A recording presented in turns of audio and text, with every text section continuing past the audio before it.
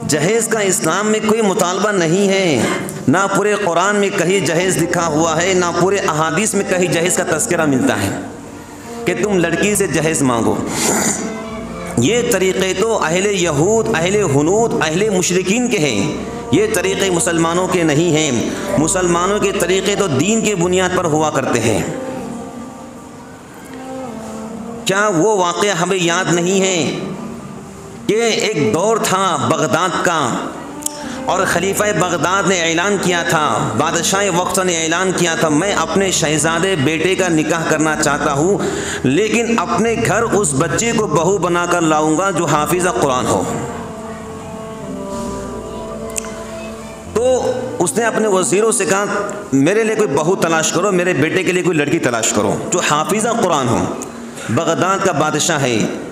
तो वज़ीरों ने कहा, हुजूर यहाँ शहर में अनगिनत तादाद में बच्चियाँ हाफिज़ा कुरान हैं, आप किसका इंतखाब करेंगे?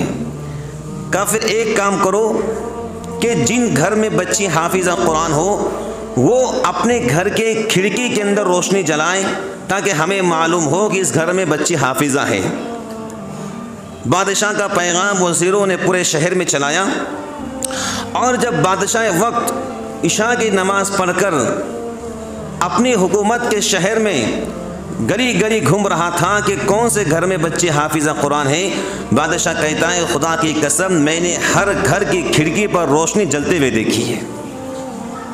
ये था हमारा कल्चर, ये थी हमारी ज़िंदगी कि हमारी बच्चियां डॉक्टर बने ना बने, वकील बने ना बने, लेकिन हमारी बच्चियां अल्लाह की कलाम की हाफिज़ा हुआ करती थी। बादशाह परेशान वज़ीरों से कहा कि पूरे शहर में कोई घर नहीं जहाँ पर रोशनी ना जल रही हो। वज़ीरों ने कहा, बादशाह हुजूर यही तो बात हम आपसे कहना चाहते थे कि जिस मुल्क के आप बादशाह हैं उस मुल्क के शहर के हर घर में बच्ची हाफिज़ा कुरान है। अब क्या किया जाए? कि आप दूसरा ऐलान ये करो, हम उस बच्ची को बहू बनाना चाहते हैं जो मोता मालिक की हाफिज़ा कुरान हो, जो हदीस पाक की हाफिज़ा हो, हदीस पाक की हाफिज़ा।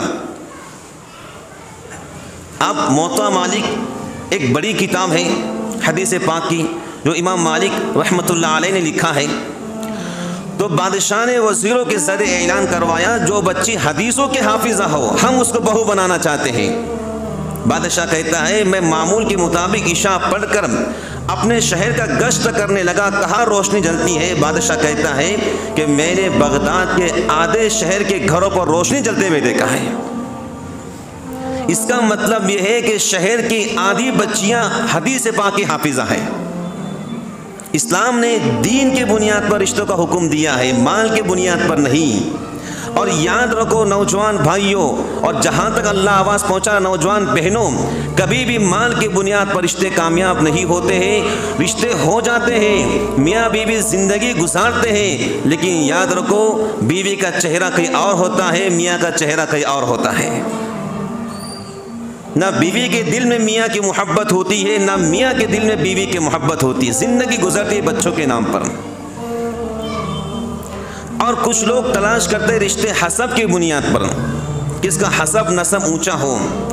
हुजूर फरमाते हैं हसब नसब अपनी जगह पर है, फिर कोई लोग तलाश करते हैं रिश्ते खूबसूरती की बुनियाद पर। आजकल तो रिश्ते तलाश खूबसूरती की बुनियाद पर 98% लोग, 98% लोग, घर के ख़वातीन, घर के मर्द, होने वाला नौशा यही तलाश करते हैं बच्ची कितनी खूबसूरत है।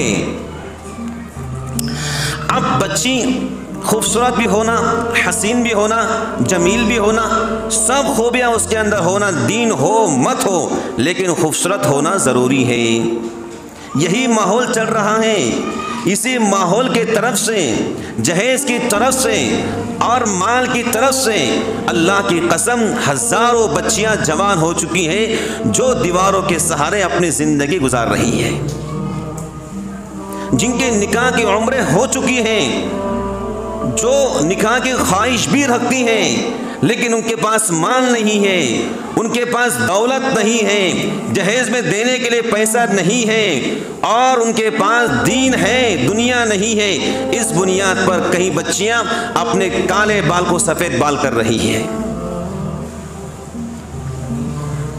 आपको बेशुमार बच्चियां ऐसी मिल जाएंगी कि जिनकी उम्रें हो चुकी है लेकिन निकाह नहीं हो रहा है। क्यों? माल नहीं मिल रहा है।